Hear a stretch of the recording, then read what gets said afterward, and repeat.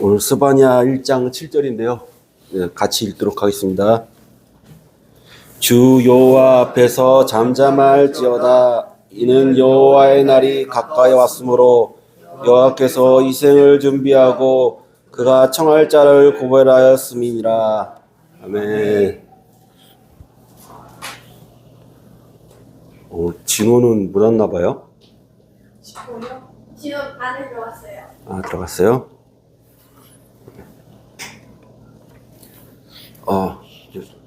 소선지서를 계속 지금 다루고 있는데요. 호세아, 요엘, 아모스, 오바댜, 요나, 미가, 나훔, 하박국, 이제 스바냐를 할 차례인데요. 그 스바냐가 왕족이었어요. 히스기야 왕의 4대손이에요, 4대손. 그러니까 소선지서 작성한 사람 중에 다니엘 같은 사람은 이제 귀족, 이건 이제 스바냐는 왕족. 그 아모스처럼 누에치고 양치기 하시는 분도 계셨고 한데 4대에 걸쳐서 이렇게 이름이 나오고 왕족이라고 이렇게 밝힌 선지자는 스바냐가 유일한 것 같아요. 스바냐가 요시야 왕 때 가까운 친척이죠. 요시야 왕하고. 이 요시야 왕이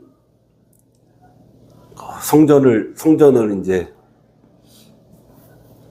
재건축할 때, 성전을 정비할 때 율법 책을 발견해가지고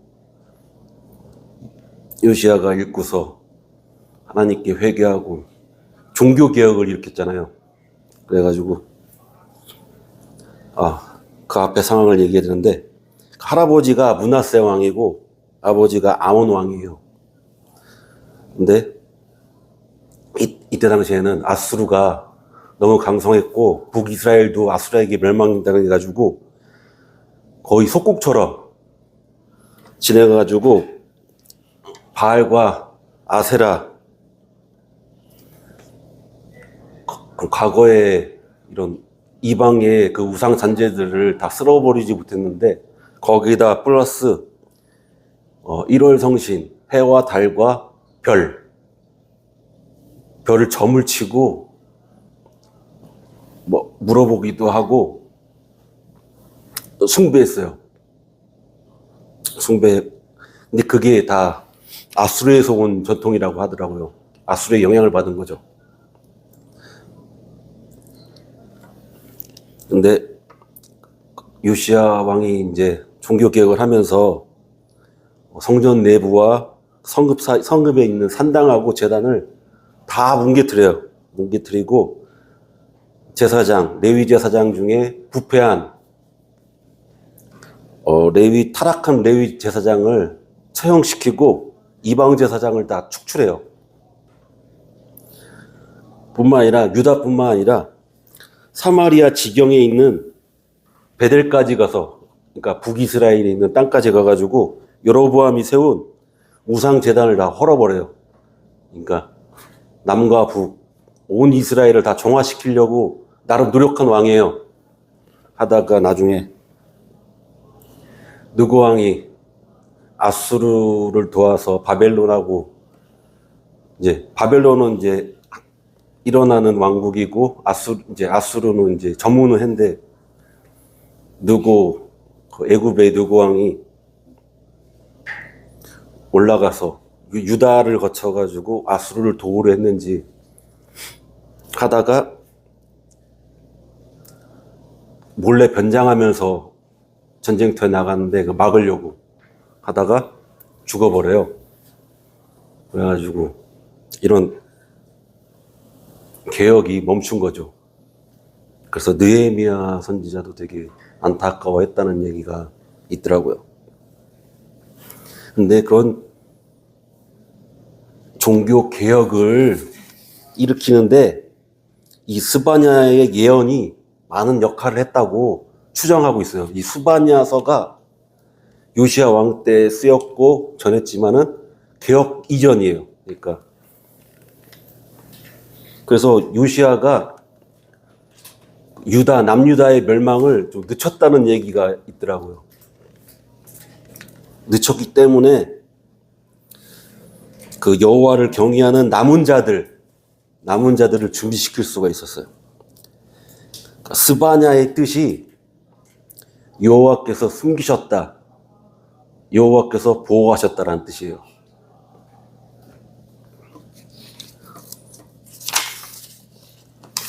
이 이름에 걸맞는 성경 구절이 있는데 스바냐 2장 3절에 이게 되게 스바냐서에서 되게 중요한 구절이거든요. 여호와의 규례를 지키는 세상의 모든 겸손한 자들아, 너희는 여호와를 찾으며 공의와 겸손을 구하라. 너희가 혹시 여호와의 분노의 날에 숨김을 얻으리라. 여기서 숨김을 얻으리라. 이 이름이 이제 스바냐와 이름이 그러니까 야훼께서 숨기시다, 야훼께서 보호하시다 그런 뜻이거든요. 여기서 혹시라는 단어가 되게 중요해요. 우리가 이렇게 하나님께 기도하면 당연히 하나님께 들어주시겠지. 아니에요. 하나님은 절대 주권을 가지신 신이에요. 이렇게 우리가 코드를 입력한다고 해서 그 정답이 나오는 로봇이 아니거든요. 똑같은 말을 한 왕이 있는데 니느웨 왕이에요. 요나가 니느웨는 멸망한다, 니느웨는 멸망한다 3일길을 하루 만에 달려가지고 했잖아요. 그 얘기 듣고 니느웨 왕이 아수르의 왕이죠. 우리가 하나님 앞에 회개하자. 그러면 혹여나 혹시 우리 하나님께서 우리를 긍휼히 여겨주셔서 구원하실지 모른다 해가지고 하나님은 구원하셨거든요. 그래서 멸망이 늦춰지는 역사가 일어났잖아요. 그러니까 마치 막 우리가 어느 걸 하나님께 구하고 원한다고 해서 하나님이 들어주실 수 있죠. 근데 하나님의 절대 주권이 있다는 걸 제가 강조하고 싶어서.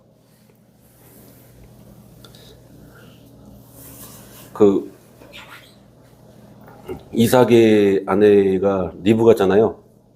근데 리브가가 이제 쌍둥이를 잉태했는데 배 안에서 두 민족이 싸운다고 했어요. 근데 하나님이 태어나기도 전인데 큰 자가 작은 자를 섬긴다고 했어요.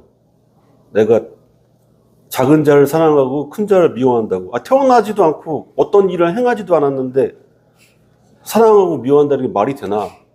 인간의 생각으로는 도저히 이해가 안 가는데 하나님의 절대 주권이죠, 그것도. 그러니까 쉽게 말하면 선악과야, 선악과.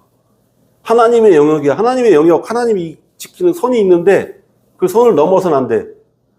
왜 하나님 왜 안 들어주세요? 왜 부탁 들어줄 수 있는 거죠. 근데 하나님은 날 살리려고 부탁을 안 들어주는 걸 수도 있는데 하나님은 과거, 현재, 미래, 알파, 오메가요.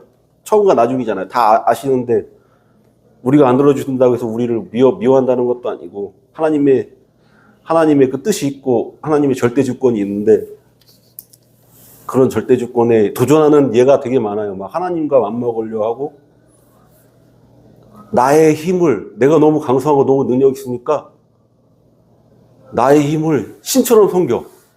그런 데도 있고 그런 나라가 바벨론이잖아요. 또 제 친구도 예전에 예수님 믿으라고 하는데 나 이제까지 내 능력으로 다 부족함 없이 잘 살아왔는데 할 말이 없는 거야. 그렇구나. 혹시 나중에라도 생각하는 대로 안 되고 그러면 예수님을 한번 생각해보지 않으련 그렇게 얘기했던 적이 있었는데 하나님 없이도 잘 살 수 있다는데 뭐 할 말이 없더라고요.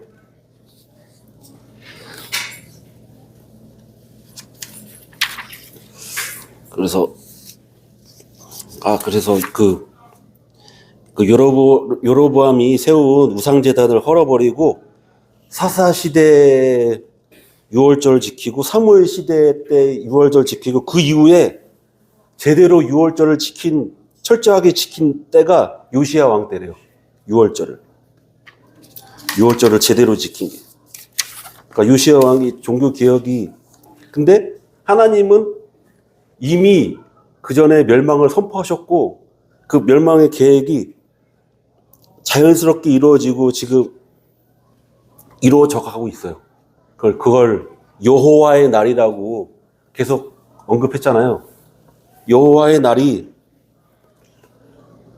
남겨진 자, 하나님께 택하심을 받은 겸손하고 가난한 자라고 표현하더라고요. 심령이 가난한 자는 복이 있나니 하고 약간 팔복하고 연관되는 것 같기도 하고. 그런 자에게는 축복의 날이지만 그 반대편에 있는 자에게는 진짜 어둠과 저주의 날이에요. 공포의 날이죠.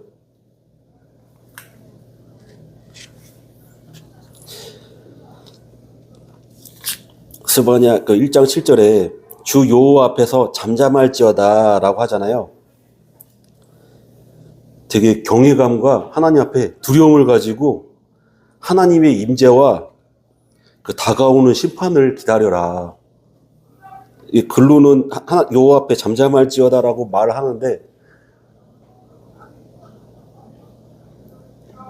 아마 우리 신약에서 최종 그 여호와의 날은 예수님이 재림하시는 날인데 나중에 이제 성경을 읽을 건데 되게 두려워가지고 눈물을 흘려요.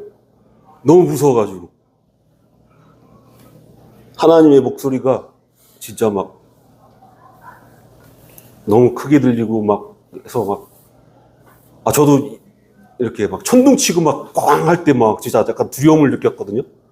그럴 땐데 하나님의 음성을 들었을 때 얼마나 두려울까요? 그리고 이는 여호와의 날이 가까이 왔으므로, 그러니까 하나님께서 직접 인간의 역사에 개입하시는 날이 여호와의 날이에요. 심판의 날이에요. 심판과 구원을 동시에 집행하시는 날. 스바냐서에서는 심판의 의미가 되게 강해요. 그리고 여기서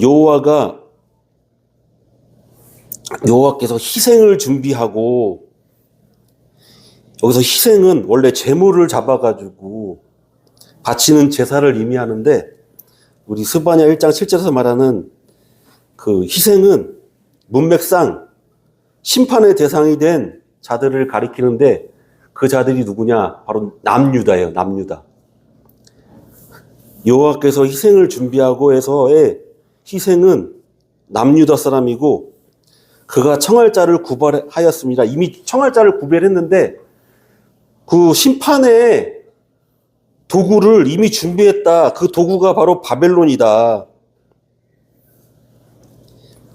그 희생 의식에 초청된 손님이 하나님의 심판의 도구, 그러니까 남유다에게는 바벨론이 되고 북이스라엘에게는 아수르가 되겠죠. 그러니까 이 날이 남유다의 여호와의 날이야.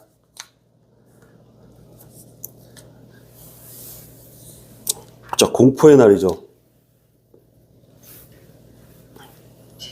그 남은 자들, 그러니까 오염된 대다수의 그 남유다 사람들을 싸그리 심판하시고 남은 자, 겸손한 자, 그 소수의 사람을 하나님께서 스바냐의 이름처럼 야훼께서 숨기시고 보호하셨어요. 마치 노아의 날 홍수처럼. 그날도 여호와의 날이에요.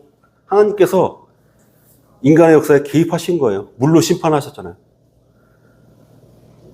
그때 전문가 과학자들 말에 의하면은 몇십억 명이 될 수도 있었다고 하는데 충분히 가능할 거라고 해요. 근데 거기서 단 8명만 노아의 방주에 들어간 예수님 안에 거한 자만 야훼께서 숨기시고 보호하셨어요. 근데 전 이거 읽을 때 다르게 해석이 되더라고요. 예수 그리스도의 안경을 딱 끼니까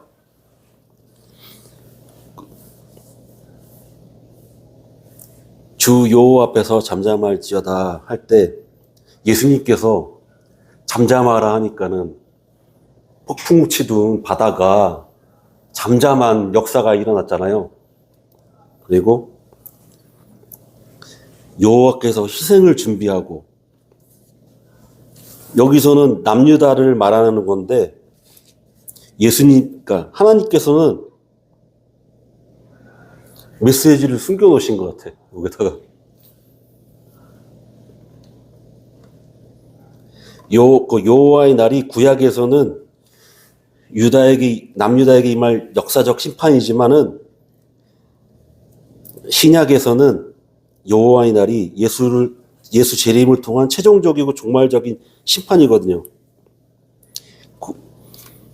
신약의 그 예수 그리스도의 재림의 날로 여호와의 날이 성취가 돼요. 마태복음 24장 30절에 그때 인자의 징조가 하늘에서 보이겠고 그때 땅의 모든 족속들이 통곡하며 그들이 인자가 구름 타고 능력과 큰 영광으로 오는 것을 보리라.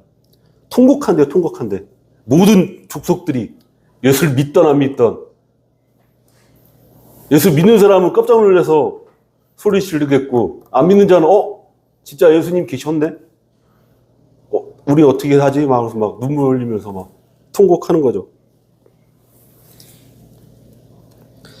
그래서 그 희생을 준비하셨다는 게 구약에서는 심판을 받아 죽어 마땅한 그 죄인들, 남유다, 북이스라엘을 말하지만은 신약에서는 예수께서 우리를 위한 대속제물을 내신 거예요. 여기서 분명히 말하잖아요. 여호와께서 희생을 준비하고 우리가 준비한 게 아니에요. 하나님께서 준비하셨어요. 희생 제물을. 바로 예수 그리스도를.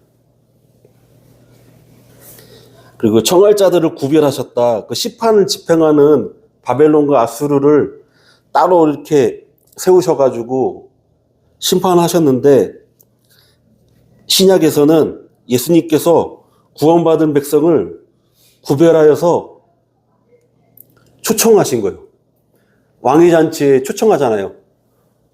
그때 순종하면 오는 사람들은 왕과 같이 거하고 불순종한 자는 슬플며 이를 갈미 있으리라고 그러잖아요.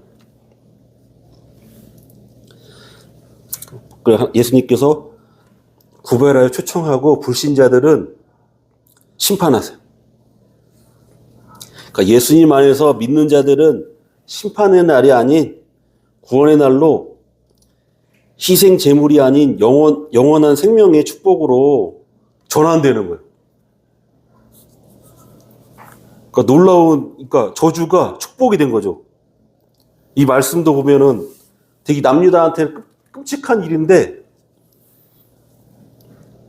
신약에서 예수 그리스도의 안경을 딱 끼고 보니까 우리가 희생 제물이 돼야 되는데 우리가 안 죽고 예수님이 대신 죽는 거야. 대속의 역사가 일어난 거죠.